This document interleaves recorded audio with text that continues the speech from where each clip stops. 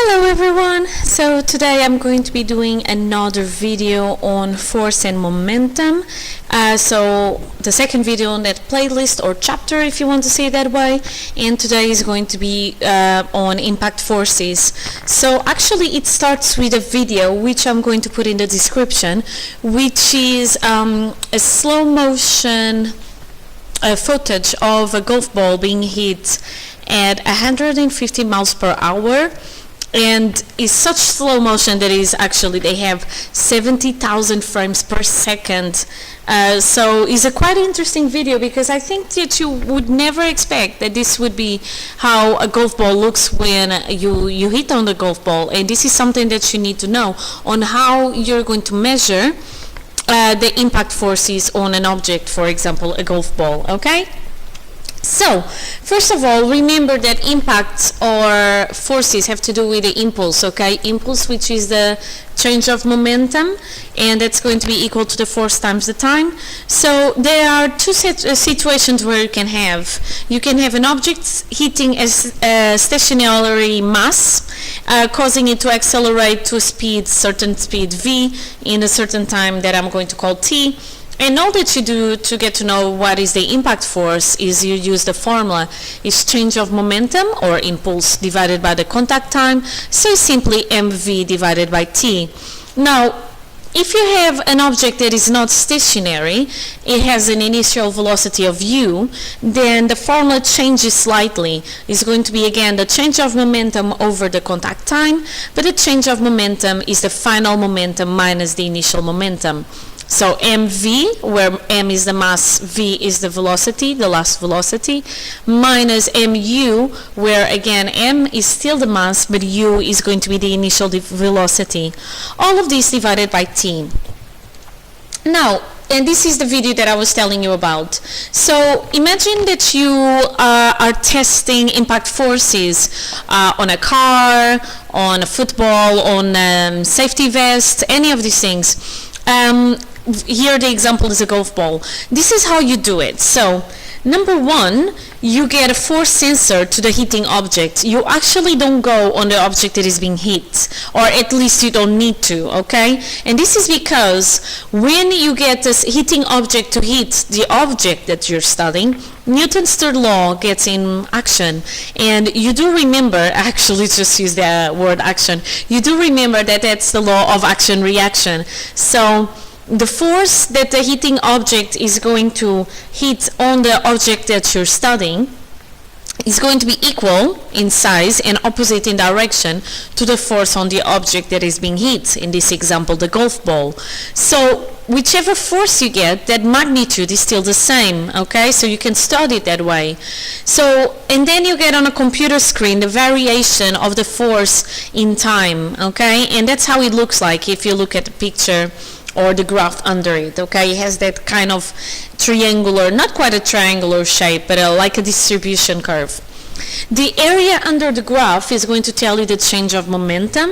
So if you don't have the equation for the line, then what you can do is calculating the area of one square and then multiplying it by the number of squares you have in that graph, okay? So this is an example of how you can study force time graphs for impacts. And again, you can apply this to all sorts of uses, again, car safety, bulletproof vests, any of these things, you know, and again here, the golf balls, okay? Now, imagine, let's think about other types of impacts where the object doesn't just go, it hits a place and then it rebounds, okay? So it comes back, okay? So when an object hits a surface, the momentum changes because the direction of the velocity changes. It hits an object in one direction, it comes back in a complete opposite direction, and momentum is a vector. So momentum changes. The magnitude is the same, but the momentum itself is different, okay, because it has a different sign. So the momentum has to be the same magnitude, but in opposite direction. So I told you that already, okay? So let's imagine here in this exercise, I have a wall and I have a ball, and I have, before collision, I say Vx, so the velocity in the x direction, and I'm making a convention that a positive sign is going towards the wall. After the collision, I get minus Vx because now I'm moving in the opposite direction. So now I need to get the minus sign for when I'm going away from the wall. So if I think about the initial momentum, it's going to be the mass times velocity initially, so plus mu, okay? And the final momentum is going to be minus mv. And this is again because my velocity is now negative. So the impact force for this type of impacts, the rebound impacts, is always going to have the same form, okay? It's going to be the change in momentum, so final minus initial. So that means minus mv minus mu, all divided by t. But the thing is, most of the times you can approximate and say that you didn't have any loss of speed.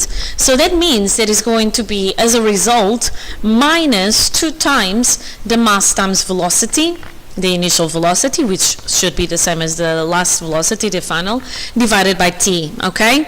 This particular question, if you're studying this for an exam, comes in exams very frequently. You need to show that the impact force is going to have a certain value, that one, or that the change of momentum is 2 times the mass times the velocity. So that comes very, very often, okay, in exams. Now, let's take it just a step further. Imagine that this rebound impact is not a completely horizontal impact, but I do have an angle, so it's an oblique impact, okay? What I need to do is I need to do the components, and I need to think about the horizontal or the x component, okay? Again, I'm going to assume that the velocity is conserved, so that u and v are the same number, okay?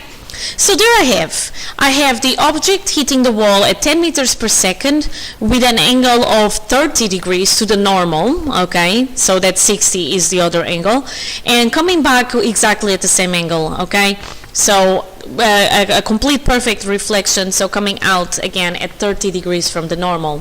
So the impact force is going to be the final minus the initial momentum divided by time. So that's going to be minus, because again I'm considering that moving away from the wall is my negative, so minus mv times the cosine of the angle, because I want a horizontal component, I want this component, so I want sine of the angle here, sine of 30 in this case, minus the initial one, so mu cosine of the angle, because again this is my angle here, 30 degrees, and that's the component that I want, okay? Again, because I'm considering that the velocity is going to be conserved, I can get this into the form of minus 2 times mu or mv cosine of theta, the angle, in this case 30 degrees for example, divided by t, okay? So I hope this made sense. This is just how you can apply impact forces to everyday situations in some problems.